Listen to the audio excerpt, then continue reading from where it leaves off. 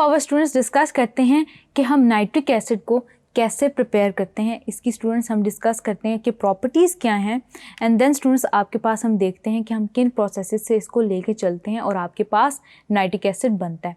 सबसे पहले तो स्टूडेंट्स आपकी बुक के अंदर एक मेथड मेंशन है कि आप इसको लेबॉर्ट्री के अंदर भी प्रिपेयर कर सकते हैं, यानी कि स्टूडेंट्स आपके पास लेबॉर्ट्री प्रिपरेशन का ये मेथड है कि आप क्या करते हैं कि पोटेशियम नाइट्रेट को आप सल्फ्यूरिक एसिड क्रिस्टल्स के साथ आप डील करते हैं, यानी कि स्टूडेंट्स आप क्या करते हैं कि पोटेशियम नाइट्रेट के क्रिस्टल्स को लेते हैं और उसमें स्टूडेंट्स आप क्या करते हैं सल्फ्यूरिक एसिड ऐड कर देते हैं।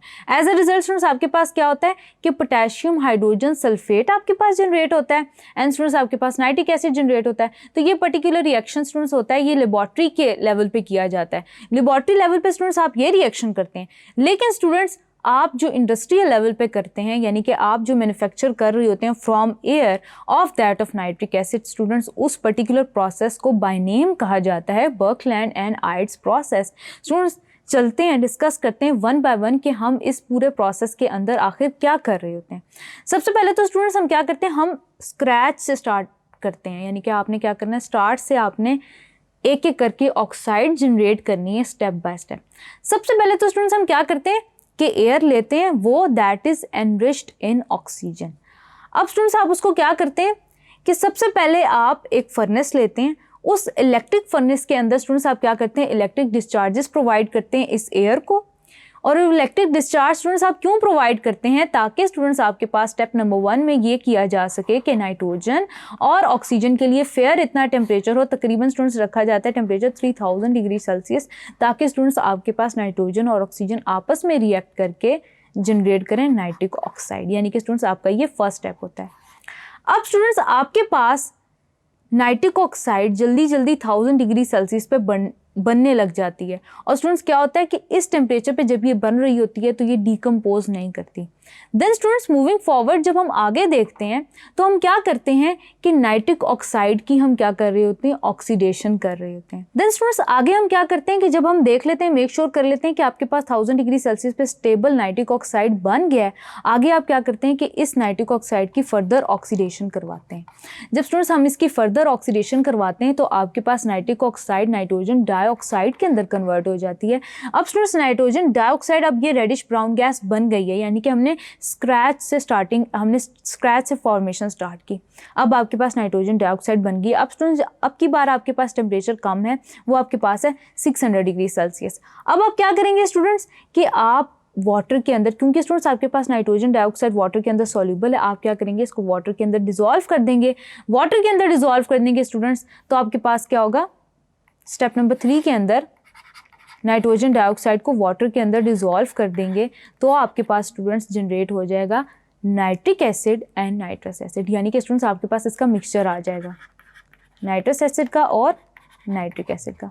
अब स्टूडेंट्स इसका जो मिक्सचर आ गया आपके पास, आप क्या करेंगे कि आपके पास नाइट्रिक एसिड तो आपके पास आ गया, लेकिन आपने मिक्सचर का क्या करना है, यानी कि आप क्या ऐसा प्रोसेस करें कि आपके पास मिक्सचर ऑटोमेटिकली यील्ड ज़्यादा जनरेट करने लगे नाइट्रिक एसिड की। तो स्टूडेंट्स उसके लिए आप क्या कर रहे होंगे कि उसके लिए आप सबसे पहले तो स्टूडेंट्स आप ये याद रखेंगे कि लास्ट स्टेप के अंदर आप ये करेंगे कि ज़्यादा ऑक्सीजन प्रोवाइड करेंगे, ताकि आपके पास जो नाइट्रस एसिड जनरेट हुआ है वो कन्वर्ट हो जाए नाइट्रिक एसिड के अंदर।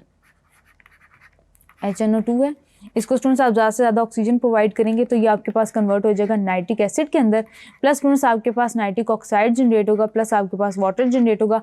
अब स्टूडेंट्स ये जो नाइट्रिक ऑक्साइड बन रहा है इसको भी आप दोबारा यूटिलाइज कर सकते हैं। इसको आप यूटिलाइज कर सकते हैं रीऑक्सीडाइज करके, रीऑक्सीडाइज करेंगे आपके पास नाइट्रोजन डाइऑक्साइड में कन्वर्ट हो जाएगा, नाइट्रोजन ऑक्साइड अगेन स्टूडेंट्स आपके पास वाटर में कन्वर्ट होएगा और अगेन स्टूडेंट्स आपके पास नाइट्रिक एसिड और नाइट्रस एसिड का मिक्सचर आएगा, एंड देन स्टूडेंट्स वही आप प्रोसेस दोबारा कंटिन्यू कर सकते हैं टू मेक श्योर कि आपके पास यील्ड मैक्सिमम आए। देन स्टूडेंट्स एक दफ़ा हम देख लेते हैं इसके फ्लो शीट को। सबसे पहले आपने क्या किया, इलेक्ट्रिक फर्नेस लिया, इलेक्ट्रिक फर्नेस के अंदर आपके पास कन्वर्जन हो गई। देन स्टूडेंट्स आपने क्या किया, कूलिंग चैम्बर में लेके गए, आपको पता चल गया एक दफ़ा नाइट्रिक ऑक्साइड की फॉर्मेशन होगी 1000 डिग्री सेल्सियस तक उसको लेके आए। देन स्टूडेंट्स आपने क्या किया, ऑक्सीडेशन चैम्बर में ऑक्सीडेशन की नाइट्रिक ऑक्साइड की इनटू नाइट्रोजन डाइऑक्साइड। अब स्टूडेंट्स आपके पास क्या हुआ है कि आपके पास इस सारे रिएक्शन के दौरान ये होने लग गया कि आपने वाटर स्प्रेयर से गुजारा, उसको वाटर स्प्रेयर से गुजारा। तो स्टूडेंट्स आपके पास क्या हुआ कि आपके पास फर्दर नाइट्रस ऑक्साइड और नाइट्रिक ऑक्साइड जनरेट, यानी कि स्टूडेंट्स आपके पास नाइट्रस एसिड और नाइट्रिक एसिड जनरेट हुए। नाइट्रस एसिड और नाइट्रिक एसिड स्टूडेंट्स जब आपके पास जनरेट हो गए तो क्या हुआ, आपके पास फर्दर आपने प्योरीफिकेशन की, आपने क्या किया कि आपके पास नाइट्रिक ऑक्साइड जो जनरेट हो रहा था उसको आपने दोबारा से रीऑक्सीडाइज किया, एंड देन स्टूडेंट्स आपके पास यही साइकिल आपने बार बार रिपीट किया एज मैंशन। तो स्टूडेंट्स बाय नेम रिएक्शंस हैं जो आपने उनको अच्छी तरह याद रखना है। ये स्टेप स्टूडेंट्स आपके पास, ये जो पर्टिकुलर रिएक्शन है या ये पर्टिकुलर प्रोसेस है, ये बहुत इंपॉर्टेंट है। इसका जो फ्लो शीट है स्टूडेंट्स, ये आप डायग्राम लाजमी ड्रॉ करेंगे जब आप अपने एग्जाम्स में डील कर रहे होंगे, उसके थ्रू आप याद करेंगे तो आपको ज़्यादा आसानी से याद होगा। आसान से स्टूडेंट्स इसके रिएक्शन हैं, याद करेंगे तो आपको पेपर में आसानी होगी। देन स्टूडेंट्स आगे चलते हैं, एक ब्रीफ सा हम ओवरव्यू ले लेते हैं कि हम किन प्रॉपर्टीज़ ऑफ नाइट्रिक एसिड को डिस्कस करने लगे हैं। सबसे पहले तो स्टूडेंट्स हम देखेंगे कि आपके पास नाइट्रिक एसिड डिकम्पोज कैसे कर रहा है, how it is acting as a strong acid, ये स्ट्रॉन्ग ऑक्सीडाइजिंग एजेंट के तौर पर कैसे एक्ट कर रहा है, रिड्यूसिंग एजेंट के तौर पर कैसे एक्ट कर रहा है, एक्वा रीजिया आप इससे कैसे जनरेट कर सकते हैं, ये एक्वा रीजिया असल में होता क्या है। देन स्टूडेंट्स आगे देखेंगे कि हम ये देखेंगे कि आपके पास एक्सप्लोजिव मटेरियल्स की फॉर्मेशन के अंदर नाइट्रिक एसिड कैसे बिहेव कर रहा होता है या क्या उसका रोल होता है। सबसे पहले तो स्टूडेंट्स हम one by one properties discuss करते हैं। सबसे पहले हमने डिस्कस करनी थी डीकम्पोजिशन रिएक्शन। डीकम्पोजिशन रिएक्शन की स्टूडेंट्स आपके पास जो प्रॉपर्टी है, पर्टिकुलरली आपके पास क्या होता है कि जो नाइट्रिक एसिड है ये आपके पास डीकम्पोज हो जाता है in the presence of light.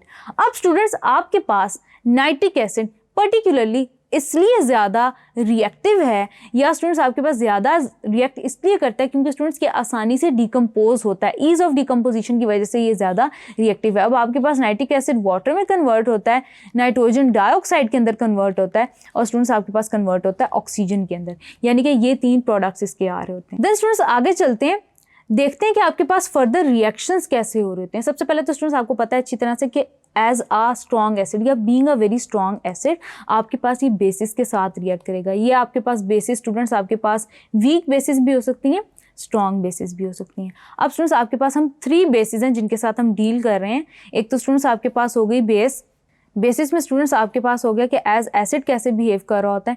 Basis में स्टूडेंट्स आपके पास आ जाता है calcium oxide, sodium hydroxide and then students sodium carbonate Na2CO3। अब स्टूडेंट्स इन तीनों अल्केलाइज की केस में ये रिएक्ट करेगा और स्टूडेंट्स जनरेट करेगा इनके respective nitrates. Calcium nitrate generate करेगा and water, sodium nitrate generate करेगा एंड वाटर, सोडियम कार्बोनेट की केस में स्टूडेंट्स जनरेट कर रहा होगा sodium carbonate and water generate कर रहा होगा और साथ में कार्बन डाइऑक्साइड जनरेट कर रहा होगा। तो ये तो हो गया स्टूडेंट्स इसका बिहेव एज या बिहेवियर एज एन एसिड। आगे चलते हैं स्टूडेंट्स, इसकी प्रॉपर्टी को डिस्कस करते हैं, इसकी डिफरेंट प्रॉपर्टीज को as a strong oxidising agent, यानी कि ये एज अ ऑक्सीडाइजिंग एजेंट कैसे एक्ट कर रहा होता है। सबसे पहले तो स्टूडेंट्स मैंने ऑलरेडी मेंशन किया कि ये अच्छा ऑक्सीडाइजिंग एजेंट या ज़्यादा रिएक्टिव इसलिए होता है क्योंकि इसकी ईज है टुवर्ड्स डिकम्पोजिशन।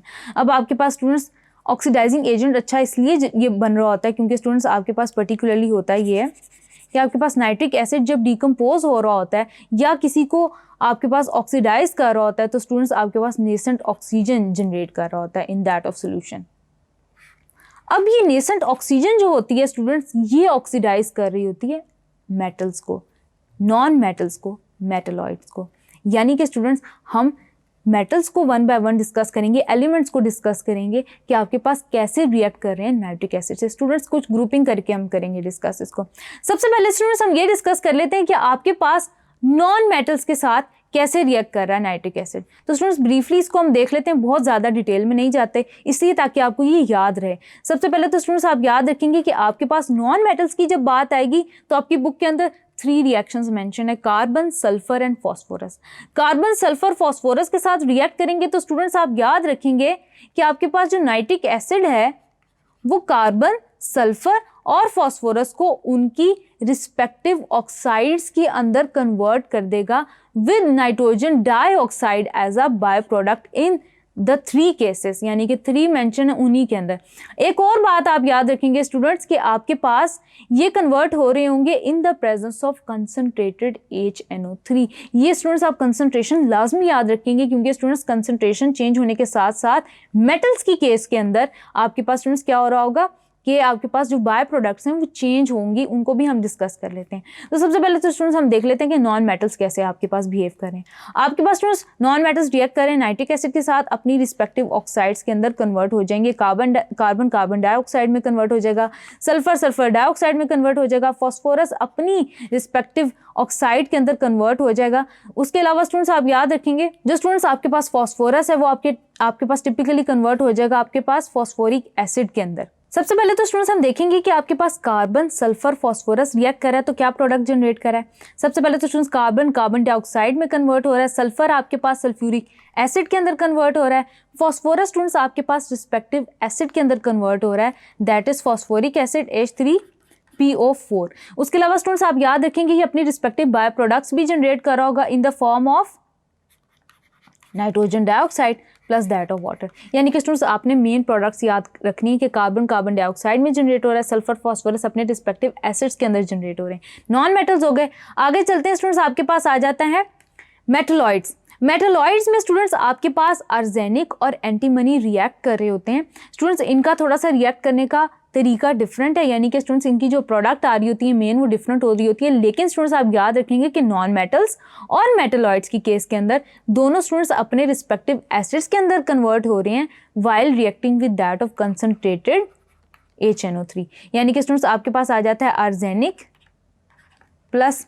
एंटीमनी आ जाते हैं स्टूडेंट्स आपके पास, और एंटीमनी आ जाते हैं plus that of concentrated nitric acid. तो स्टूडेंट्स क्या अपनी रिस्पेक्टिव एसिड जो है वो जनरेट कर रहे होंगे, यानी कि स्टूडेंट्स आपके पास आर्सेनिक एसिड आ रहा होगा, आर्सेनिक एसिड जनरेट कर रहे होंगे, देन स्टूडेंट्स आपके पास ये सिप्टेनिक एसिड जनरेट कर रहे होंगे जैसे H3ASO4, या स्टूडेंट्स आपके पास एंटीमनी की केस में H3SbO4 जनरेट कर रहे हैं। देन स्टूडेंट्स बिल्कुल इसी तरह बाय प्रोडक्ट्स में आ जाता है आपके पास nitrogen dioxide plus that of water.